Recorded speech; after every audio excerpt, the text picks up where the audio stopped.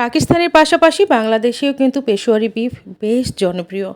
আমরা অনেকেই আছি একটু লাইট মশলা দিয়ে খাবার খেতে পছন্দ করি। তাদের জন্য তো অসম্ভব মজাদার এই পেশোয়ারি বিফ। তবে মাঝে মাঝে খুব বেশি মশলা থেকে বেরিয়ে একটু লাইট কোনো কিছু খাবার খেতে কিন্তু অসম্ভব ভালো লাগে। আসসালামু আলাইকুম, আমি সাথী বলছিলাম, সাথীস কুকিং স্টুডিও থেকে। দেখুন আমার ভিডিওতে দেখা যাচ্ছে আলু, রসুন, এই তো মাংস সব একেবারে কি সফট হয়ে গেছে। আজকে আমার রেসিপি ছিল পেশোয়ারি বিফ। অসম্ভব মজাদার। খুব বেশি যে লাগবে সেটা না, তবে আগেই ক্ষমা চেয়ে নিচ্ছি, আমার বিফের থেকে আলু এখানে অনেক বেশি।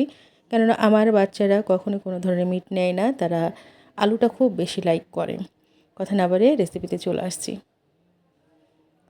চুলাতে কড়াই দিয়ে তারপরে এখানে দিয়ে দিলাম আমি একে একে করে 2 চামচ ঘি।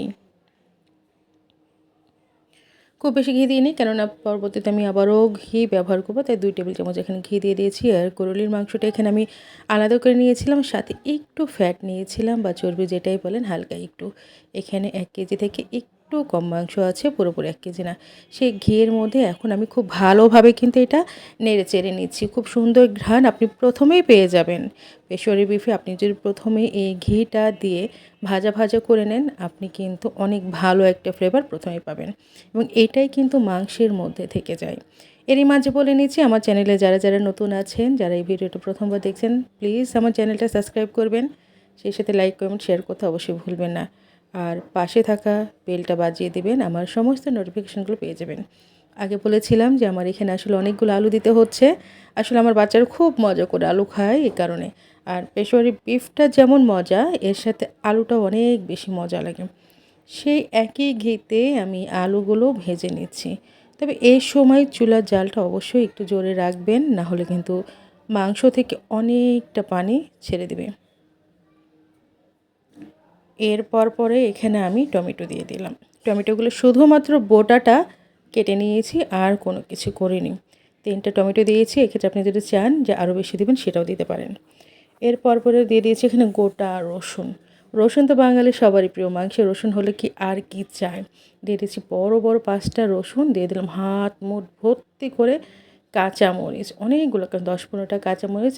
1 চা চামচ এখানে সাদা গোলমরিচ দিয়েছি, আপনি চাইলে এইখানে কালো গোলমরিচ ব্যবহার করতে পারেন। দিয়ে দিয়েছি 1টা পেঁয়াজ কুচু করে কাটা, আর কয়েকটা পেঁয়াজ গোটা গোটা। আসলে পেশোয়ারি বিফের অথেন্টিক রেসিপি যদি বলেন এইটাই। আর এইখানে দিয়ে দিলাম কিছু আদা একটু জুলিয়ান কাট করে দিয়ে দিয়েছি, আর সাথে গরম মশলা। আর এই তো স্বাদ মতো লবণ। আপনার এই মাংসটা রান্না আমার কাছে মনে হয় সব থেকে ইজি, এবং অনেক অনেক অনেক অনেক অনেক কী বলবো, যে অনেকটা সময় বেঁচে যাবে। আপনার অনেক সময় নিয়ে কষাইতে হবে না, বারবার এসে পানি দিয়ে কষাইতে হবে না, অনেকটা ঝামেলা হয় না। দিয়ে দিলাম 1 পুকুর পানি, মজা করছিলাম, যাই হোক দিয়ে দিলাম অনেক বেশি পানি। তারপর নেড়ে দিচ্ছি, কেননা পেশোয়ারি বিফটা বেশ পাতলা এবং ঝোল ঝোল হয়ে থাকে। এই কারণে কিন্তু আমার এইখানে বেশ অনেকটা পানি লাগবে। পানিটা আপনারা বুঝে দিবেন যে ঠিক কতটা মাংস নিচ্ছেন। যদি আমার মতো এরকম প্রায় 1 কেজির কাছাকাছি নেন, তাহলে একদম ডুবো ডুবো করে দিবেন, কেননা এটা অনেকক্ষণ ধরে বয়েল হবে।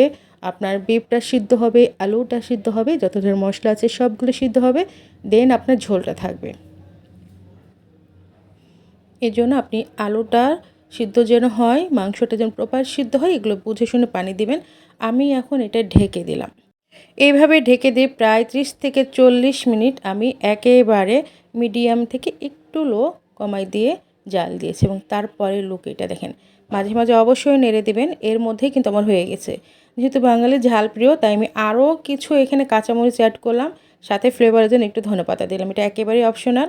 আবারও এখানে টেবিল চামচ ভর্তি করে ঘি দিয়ে দিচ্ছি। শেষ পাতে ঘিটার ফ্লেভার, আপনার ধনেপাতা, কাঁচামরিচ, সাথে পেশোয়ারি বিফ, অসম্ভব মজার। আমার এটা কিন্তু একেবারে কমপ্লিট। আপনি আধা ঘন্টা থেকে 40 মিনিট লো হিটে রাখবেন, প্রথম 10 মিনিট একটু হাই হিটে রাখবেন। মোটামুটি 40 থেকে 50 মিনিটের ভিতরে আপনার এই রান্নাটা অল ডান হয়ে যাবে। আলহামদুলিল্লাহ, খেতে অনেক বেশি মজা হয়েছিল। আজকের এই ছিল আমার রেসিপি।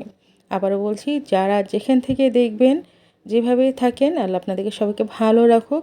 আমার চ্যানেলটা কিন্তু কেউ সাবস্ক্রাইব করতে ভুলবেন না। অবশ্যই লাইক কমেন্ট শেয়ার করে দিবেন, পাশে থাকবেন, সবাই আমার জন্য দোয়া করবেন। আর কী ধরনের ভিডিওগুলো হলে ভালো হয় অবশ্যই আমাকে জানাতে ভুলবেন না। আল্লাহ হাফেজ, আসসালামু আলাইকুম।